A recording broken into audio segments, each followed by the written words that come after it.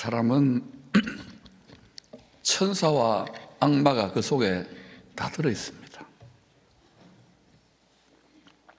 어떻게 마음과 생각이 프로그래밍 되느냐에 따라서 천사처럼 하나님의 뜻을 행할 수도 있고, 육체와 이 세상이 전부 다이고 하나님 같은 거나 천국 같은 거 없다 그러면은 짐승이 되는 거예요. 짐승만도 못하게 되는 거예요. 악한 마귀. 이게 특별 계시가 아닌 일반 계시로도 사람들이 그런 말을 하잖아요. 예수를 믿어 말씀이 우리 마음밭에 심어지면 이 말씀은 양식도 되지만 칼로 우리 마음을, 우리 생각을, 우리 감정을 깎아냅니다. 그걸 마음의 할례, 그리스도 할례라 그래요. 누구를 닮아가게 합니까? 사람이 되신 예수님을 닮아가게 해요. 믿는데 전혀 닮지 못하다, 믿는 것들이 더하네 라고 한다면 완전히 속은 거예요. 그 이유가 뭘까? 하나님 말씀을 시대마다 하나님이 조명을 주셔서 깨닫게 하시는데, 구약은, 옛 언약은 새 언약, 예수께서 죽으시고 부활한 새 언약으로 제대로 그 뜻의 본질과 영원성이 해석되어지는 것이고, 신약은 땅에 구체적으로 디테일하게 적용되는 것은 이스라엘 역사 속에서 증명된 것들이니까 신약은 또 구약을 통해서 구체화되어지는 거예요. 구약과 신약은 완전히 통일되게 퍼즐 조각이 맞아서 주 예수 그리스도와 하나님의 나라, 죄와 사망이 없는 영원한 영광의 나라를 계시해주고 있습니다. 이게 이 모양 저 모양 버무려 놓은 것은 이 보물을 찾듯이 이기기를 다투는 자처럼 계속 들여다보면서 학문이 아니에요. 논쟁이 아니에요. 지혜와 계시의 성령님의 가르침은 주의 멍에를 메고 내 몫이 된 십자가를 메고 걸어가는 자들에게 주신답니다. 신명기 8장 18절에 재물 얻을 능력이라는 단어는 딱 한 번 나옵니다. 왜 주셨는가? 구약 백성에게도 주셨잖아요. 왜 주셨는가? 조상들에게 약속하신, 맹세하여 약속하신 것을 주시기 위해서. 그런데 신약으로 그 말씀의 의미를 재해석해 보면 우리도 약속을 받았잖아요. 신약, 옛 언약, 새 약속.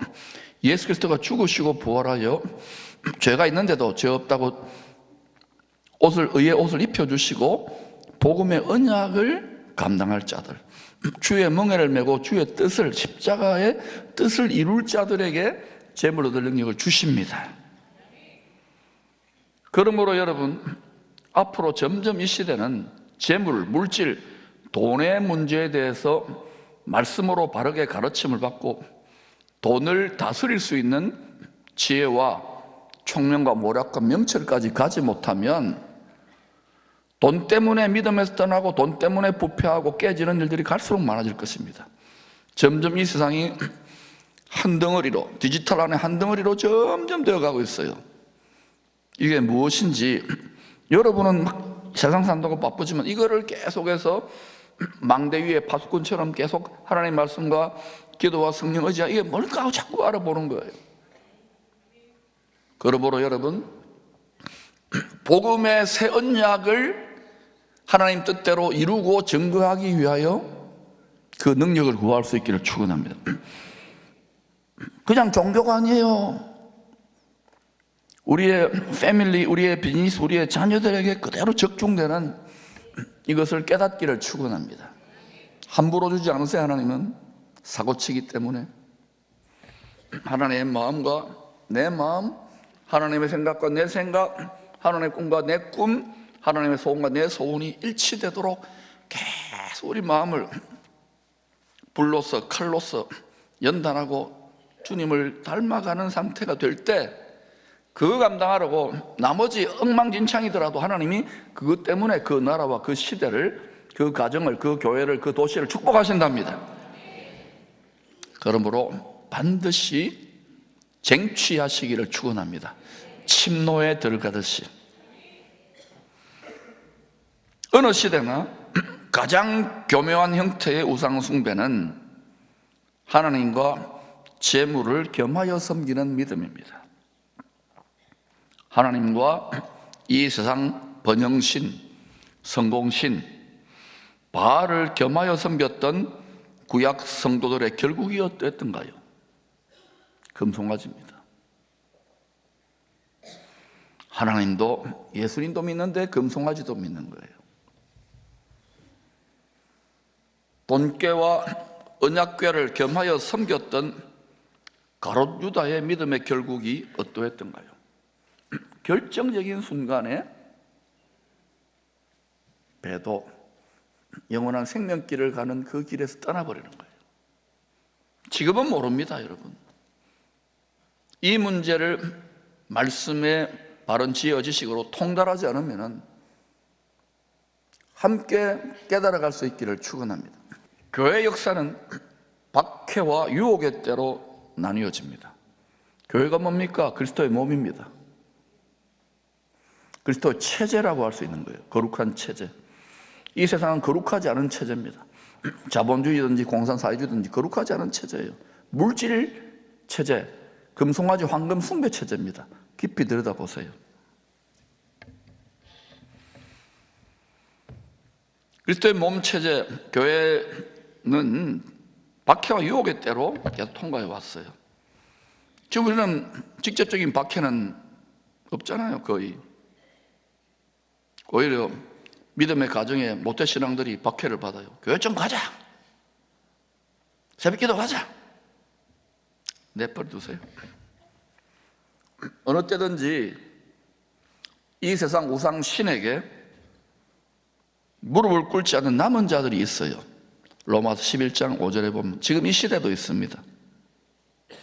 다 예수 믿는다고 하지만 겸하여 믿는 거예요. 끝까지 주님 앞에 엎드려 절하는 참 예배자들, 하나님 인정한 예배자들이 항상 은혜로 택함 받은 자들이 있습니다. 자기가 하고 싶어서 그렇게 할 수밖에 없도록 하나님이 그 인생을 택해가지고 은혜를 자꾸 베푸는 거예요. 나의 나 된 것은 하나님의 은혜로다. 이게 내 실력이 아닌 거예요. 여러분이 예수 좀 열심히 믿고 복음하고 뭐 섬긴다고 자기 자랑합니까? 아직 멀었어요. 복음을 깨닫지 못한 거예요. 이 쓸데없는 자기 이런 걸 가르치다니, 이런 은혜를 주시다, 이렇게 돼야 돼요. 아멘. 마태복음 13장의 농사 비유에 대한 주님의 해석은 성경 전체의 농사 비유를 해석하는 열쇠가 됩니다. 이걸 통해서 성경 전체의 농사 비유가 뭘 말하는지를 알 수 있는 거예요. 신학자들의 고민 이런 것도 필요하겠지만 주님이 다 해석을 해놓은 거예요. 예수님은 농사 비유에서 자신을 좋은 씨를 뿌리는 농부로 비유했습니다. 따라서 예수님 직업이 뭡니까? 농부입니다. 어떨 때는 건축가도 되고 하는데 어떨 때는 포도나무도 되는데 이때는 농부입니다. 농부. 좋은 씨를 뿌려요. 좋은 씨는 영생 주시는 주님의 말씀, 하나님과 화목케 하는 말씀, 원수된 사람들과도 화목케 하는 복된 말씀. 나쁜 씨, 가라지는 뭐냐? 마귀가 주는 미혹의 말입니다. 거짓말입니다. 씨입니다. 그 말의 생각을 받아 먹으면 탐스럽고 보함직하고 하나님처럼 될 것처럼. 지금 이런 인간들이 갈수록 많아져요. 조심하세요. 육신의 정욕, 안목의 정욕, 이생의 자랑, 하나님의 원수가 되게 합니다. 다 이 세상으로부터 온 것이에요. 영원한 생명의 거듭으로부터 온 것이 아닙니다. 이 세상을 사는 사람들의 마음은 주님이 뿌리고 계셔요. 주의 영으로, 또 주의 종도를 통해서 하나님 말씀에 씨가 뿌려지는 밭입니다. 이 세상 사람들의 마음밭이. 어때요? 복음의 씨를 뿌려보니까 뿌리다가 낙심되죠? 안 받아들여. 왜 그렇습니까? 육신이 편한 거예요. 육신의 생각이 꽉 들어차 있고 욕심이 꽉 들어차 있는 거예요. 세상 즐거움, 쾌락이 얼마나 많습니까? 지금 교회가 부흥 안 하는데 어렵다 그러는데 그 이유는 간단합니다. 말을 다 뺏긴 거예요.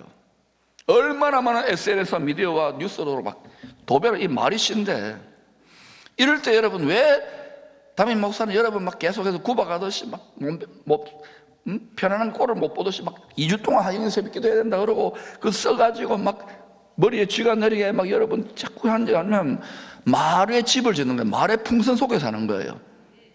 천국의 말, 할렐루야. 영혼의 좋은 양식, 좋은 음료를 먹고 살아야 힘을 얻는 거예요. 제가 지금 시범을 보이잖아요. 그러지 않으면 여기가 저기가 다 상대적이잖아요. 절대적인 진리, 주 예수 그리스도 붙들 수 있기를 축복합니다. 담대하게 기쁨으로. 모세를 통해 주신 율법은 하나님의 백성들에게 1년에 3번의 절기는 반드시 지켜야 된다. 그게 뭐냐? 따라서 무교절, 7.7절.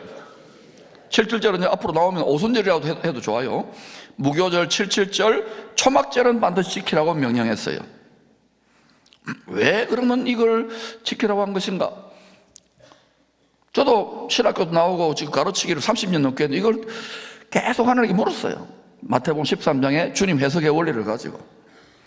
이게 다 이스라엘 한 해 농사와 관련이 있는 절기예요. 무교절은 뭐냐? 보리 추수가 시작되는 거예요. 무교절 뭐라고요? 보리 추수. 7.7절은 뭡니까? 밀추수. 따라서 오순절, 7.7절 밀추수. 초막절은 과일 추수인데 특별히 과일 중에 포도와 올리브 추수와 관련이 있어요. 석류와 무화과도 있지만은 포도와 올리브 생각하면 됩니다. 자, 그러니까 무교절 보리, 7.7절 오순절 밀, 초막절은 포도와 올리브 추수와 관계가 있는 거예요. 다 열매를 추수하는 절기들입니다. 이게 무슨 말씀이냐?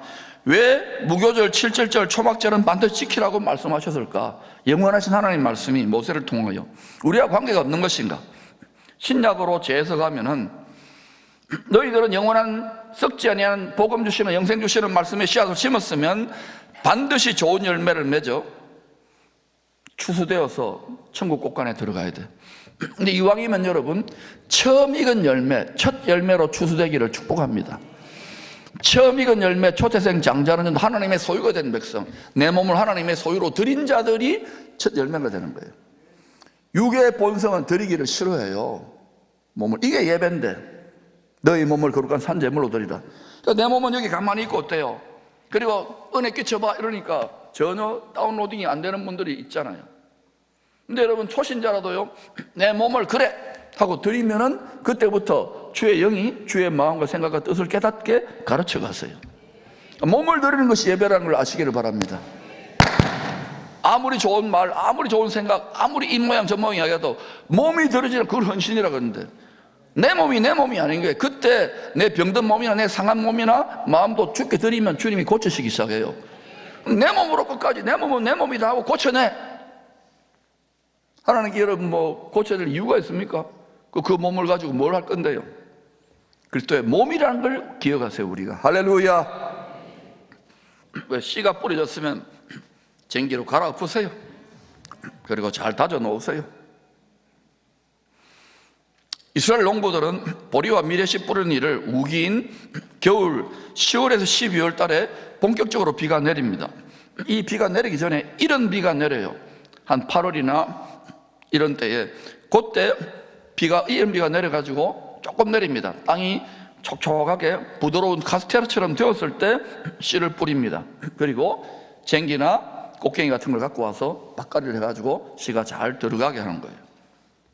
그러고 나면 어때요? 그 일을 힘들지만 하고 난 뒤에는 어때요? 그 다음에 이제 복된 장마비가 쏟아지면 우기가 오면 그때 이제 자라나는. 그러니까 이게 그 일을 안 하고 그냥 멍하니 은혜 끼쳐봐 이러는 분들은 일주일 또 가고 세상에 말들이 완전히 씨가 뿌려져 있는 상태에서 또 시작되는 거예요. 초기화돼서 또 하니까 몇십 년을 교회 다니는 예수 믿는 게 뭔지를 모르는 분들이 너무 많아요. 직분은 또 어때요? 내가 계급장이 높아 이렇게 또 하나 받아야 되고. 여러분 추수 때가 가까이 오고 있습니다.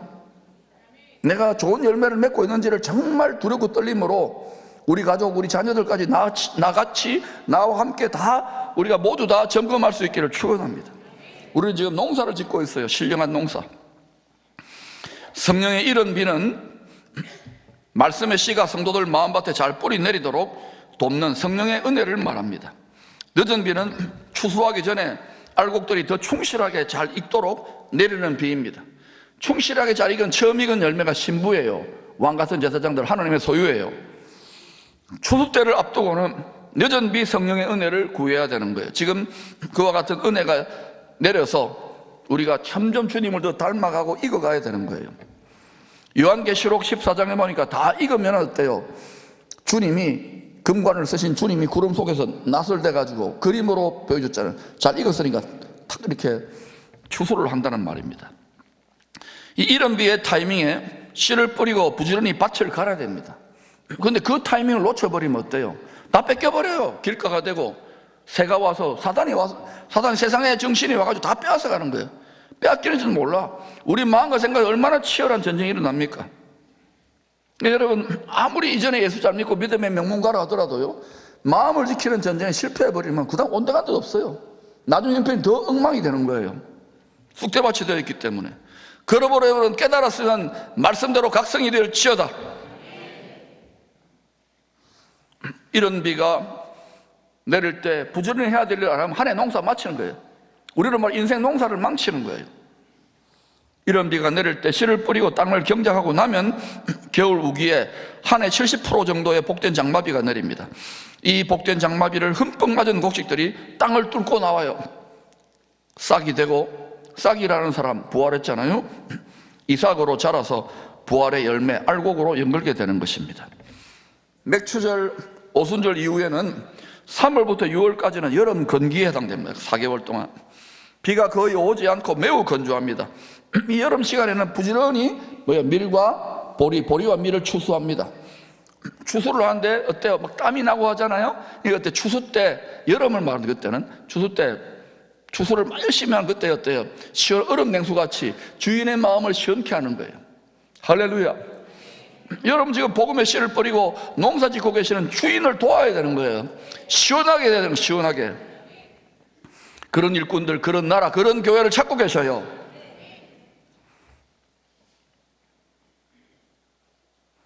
그래서 추수되어가 낯가리를 해놓잖아요. 이렇게 나락들을 쌓아놓잖아요.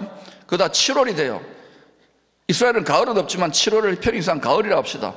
거기다 2달 더 하면 우리 한가위하고 비슷해요. 9월 7월경에 타작마당이 된 밭에서, 밭에 다 배 없으니까 타작마당에 있는 밭에서 뭡니까? 이제는 그 나락들을 들고 와가지고 치는 거예요. 세상이 이렇게 변해간다는 거예요. 그렇게 해가지고 뭘 가려냅니까? 알곡과 쭉정이, 가라지를 다 가려내는 거예요. 그래서 쭉정이와 가라지는 뭐예요? 불에 태워가지고 다 모읍니다. 끼리끼리 모이게 됐어요. 그 사람의 마음과 생각이 어디를 향하느냐? 끼리끼리 살잖아요. 그래가지고 다 태워버리고 알곡은 어때요? 모아가지고 곡간으로 드리는 거예요.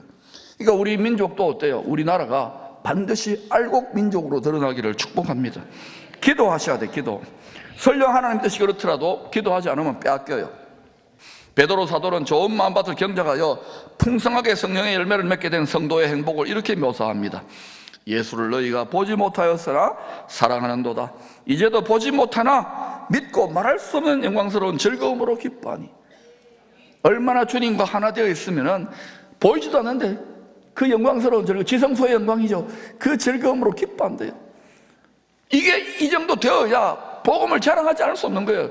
기쁨이 솟구쳐 나오는데 여전히 내 자아가, 내가 선악지식 판단하면 내 선악과를 내가 계속 받아먹고 독사과를 먹고 있으니까 복음은 받아들이고 의롭다고는 해주시는데 큰 기쁨의 좋은 소식이 안 느껴지는 거예요. 자기 연민과 육체에 매여가지고 계속 육에 일생 두려워가지고 이겨내시고 포기하지 마시고 닮아가시기를 축원합니다. 저도 계속 주님을 따라가다 보니 자꾸 말씀을 해석해주고 자꾸 이거구나 알게 되는 거예요. 한꺼번에 다 할 수 없어요. 조금씩 저도 조금 배운 거를 여러분 알려드리는 거예요. 할렐루야. 얼마나 감사합니까? 깨닫는 기쁨이 있잖아요. 좋은 밭을 경작한 농부는 평균적인 수확량을 넘어서서 기적같이 30배, 60배, 100배의 결실을 거두는 거예요. 다른 농부들이 질투하겠죠.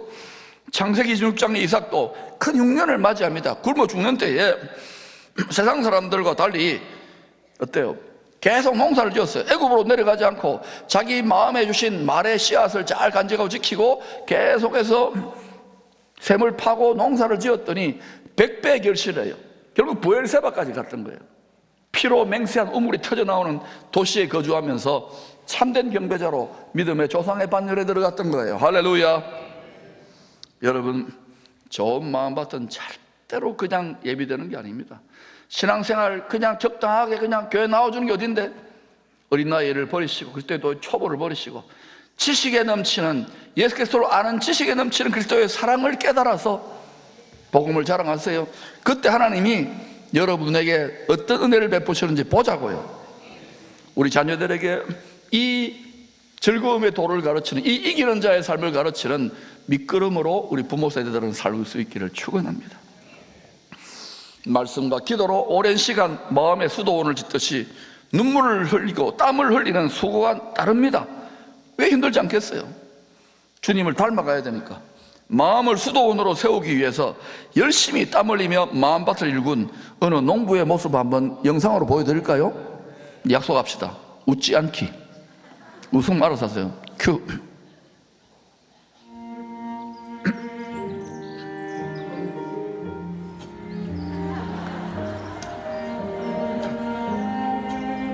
저게 제 마음밭을, 강팍한 마음밭 갈아엎는 거예요. 말씀의 쟁기로. 어느 권사님이 꽃을 주셨는데 좀 시들면 심으라 그래가지고 히아신스하고 장미를 심었어요. 이렇게. 얼마나 정성껏 합니까? 저희 부부가 심었다고 또 주야로 갑니다. 때가 되니까 은혜의 단비가, 적당한 비가 내리잖아요. 제가 하나님 대역을 한 거예요. 잘 자라거라 얘들아. 하나님이 그렇게 하는, 잘 자라거라 이 녀석들아, 이런 거예요. 우리 부부.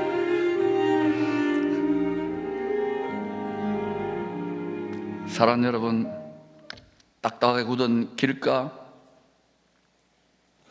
그러한 마음밭 방치하지 마세요.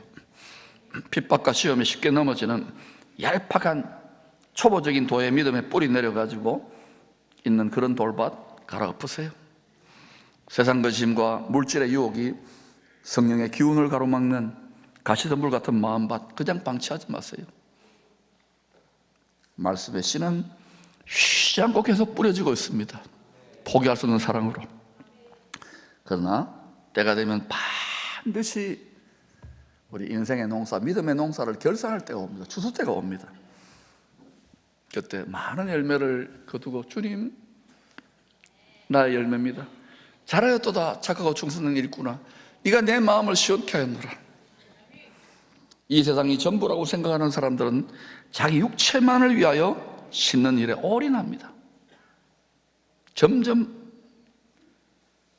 악함이 올라오죠. 네 죽고 내 죽자까지. 그러나 성경이 수없이 반복하여 증거하는 대로 진실로 영생과 부활과 천국이 있다면 여러분 믿습니까? 보는 것처럼 믿어야 돼요. 무엇을 위해 더 많이 심고 더 많이 수고하는 것이 과연 지혜로운 삶일까요? 주님께서 저와 여러분의 마음에 수도원을 지으라고, 주님께 올인할 수 있는 수도원을 지으라고 말씀하십니다. 자기의 육체를 위하여 심는 자는, 갈라디아서 6장입니다. 자기 육체를 위하여 심는 자는 육체로부터 썩어질 것을 거두고, 성령을 위하여 심는 자는 성령으로부터 영생의 열매를 거두리라. 우리가 선을 행하되 낙심하지 말지니. 어떻게 낙심이 안 됩니까? 힘든데, 어렵죠. 그런데 낙심하지 말자고요.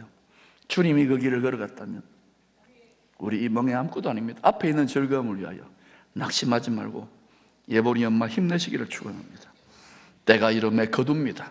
부활의 열매, 천국의 열매, 의의 열매, 성령의 열매 많이 많이 거둘 수 있기를 축원합니다.